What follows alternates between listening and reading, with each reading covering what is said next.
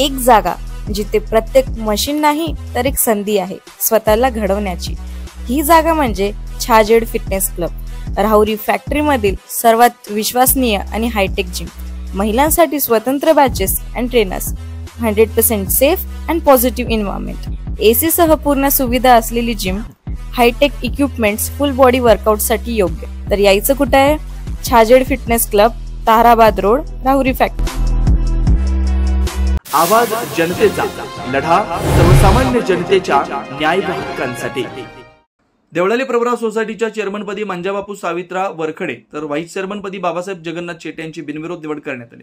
आज बुधवारी सकाळी दिवाळी पाडव्याच्या दिवशी देवळाली सोसायटीच्या चेअरमन व व्हाईस चेअरमन पदाची निवड प्रक्रिया सकाळी सोसायटीच्या सभागृहात ही निवड प्रक्रिया पार पडली।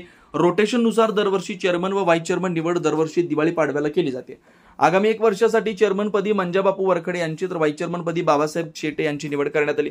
निवडणूक निर्णय अधिकारी म्हणून सहाय्यक निबंधक रावसाहेब खेडकर यांनी काम पाहिलं। नूतन पदाधिकाऱ्यांचा माजी नगराध्यक्ष सत्यजित कदम यांच्या हस्ते सन्मान करण्यात आला। तर नवनिर्वाचित पदाधिकाऱ्यांचे माजी आमदार चंद्रशेखर कदम यांनी अभिनंदन केलं।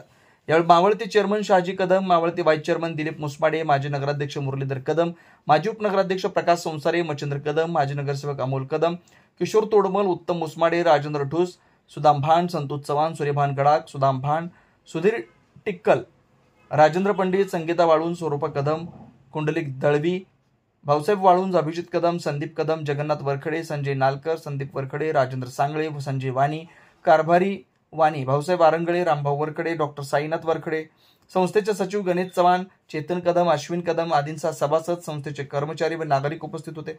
आभार माजी उपनगराध्यक्ष प्रकाश संसारे यांनी मानले।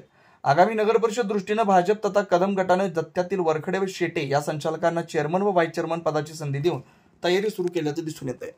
नवनवीन घडामोडी आणि सत्य बातमी पाहण्यासाठी आजच आमच्या YouTube चॅनलला सबस्क्राइब करा, शेअर करा आणि लाईक नक्की करा।